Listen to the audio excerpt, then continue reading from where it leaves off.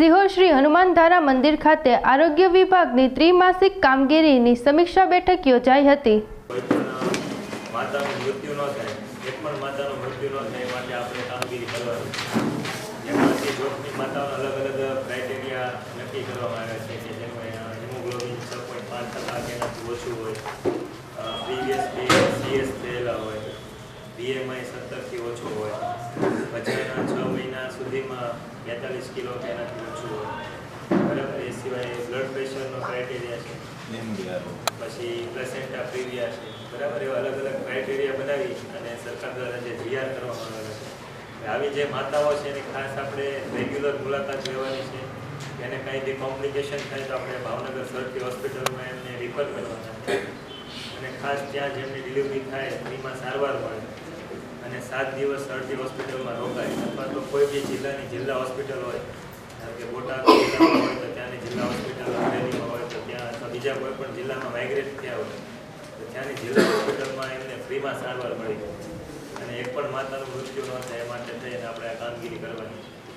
એનો લિસ્ટ આપણે ગ્રુપમાં અવારનવાર મૂકીએ છીએ. ગઈકાલે પણ આપણે સુપરવાઇઝર ગ્રુપમાં મૂકેલું છે.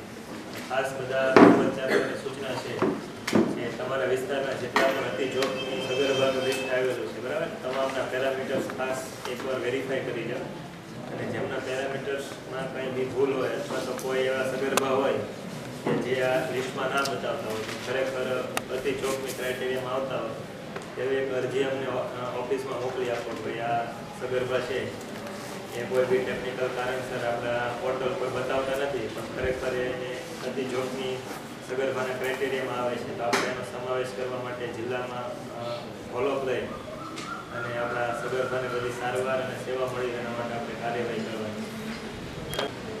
ક્ષતિ રહેવા પામે, બરાબર. આપણે સર્વિસ આપી હોય આખી પ્રેગ્નન્સીમાં 10 થી 15 વાર, પણ જે ડિટેલ્સ એને જોવા મળે કે આની કન્ડિશન કેવી હતી, બરાબર, HP પહેલાં કેટલો હતો, અત્યારે કેટલો ફેરફાર કેટલો થયો, વજનમાં કેટલો ડિફરન્સ આવ્યો, બ્લડ પ્રેશરમાં ક્યારે શું ડિફરન્સ આવ્યો, બરાબર. બધી આપણે મમતા કાર્ડ ખાલી જોઈએ ને ખબર પડી જાય છે, બરાબર. એમાં કોઈને નવા પેજ અંદર લગાવવા હોય, ઘટતા હોય તો કોઈને ના નથી.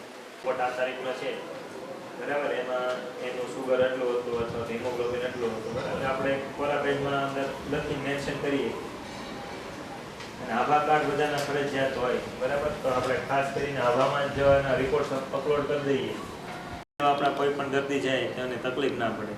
દરેક હોસ્પિટલમાં અત્યારે આભા કાર્ડની કામગીરી ચાલુ છે, બરાબર. દરેક હોસ્પિટલમાં જે આભા કાર્ડ કાઢ્યા હોય એના તમામ જે ડોક્યુમેન્ટ છે, મેડિકલ રેકોર્ડ્સ, લેબોરેટરીના રેકોર્ડ્સ, પ્રિસ્ક્રિપ્શન, બધું ઓનલાઈન એમાં અપલોડ કરવામાં આવે છે. એટલે જ્યારે દર્દી બીજા દવાખાને જાય ત્યારે ત્યાં એનો આભા નંબર નાખે એટલે એની તમામ હિસ્ટ્રી હોય અત્યાર સુધીની, બરાબર, એ બધી રિફ્લેક્ટ થાય એટલે ડૉક્ટરને ખ્યાલ આવે કે આને પહેલાં શું કન્ડિશન હતી, પાસ્ટ હિસ્ટ્રી શું છે, બરાબર. એટલે દવા લખવામાં એને સરળતા રહે અને પેશન્ટને બધી ફાઇલ ને બધા થેલા સાથે ફેરવવા ન પડે એક જગ્યાએથી બીજી જગ્યાએ, બરાબર. એટલા માટે ખાસ કરીને બધા રેકોર્ડ્સ છે, આપણા મેડિકલ રેકોર્ડ્સ છે, ફરજિયાત એમના આભા પોર્ટલમાં અપલોડ થઈ જાય, બરાબર. એટલે પેશન્ટને તકલીફ ના પડવી જોઈએ.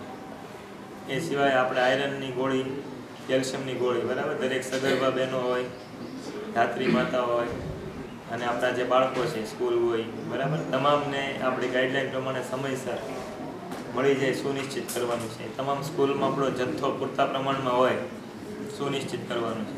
અત્યારે ઉનાળાનો સમય છે, ઇલેક્શન આવવાના છે, બરાબર. તો કોઈ પણ મતદાતાને ઉનાળામાં તકલીફ ન થાય, ડિહાઇડ્રેશન ન થાય, લૂ ન લાગી જાય, બરાબર. એ માટે દરેક બૂથ ઉપર આપણે ORSનો પૂરતો જથ્થો અને મેડિકલ કિટ અવેલેબલ રાખવાના છે.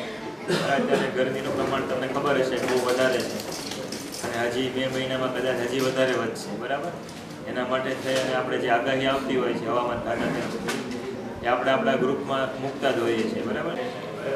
જે યોજના છે તો હમણાં રિવ્યૂ કર્યો ગઈકાલે તો જાણવા મળ્યું ઘણા બધા ANC છે અને ANC તમામ જે કંઈ આપણે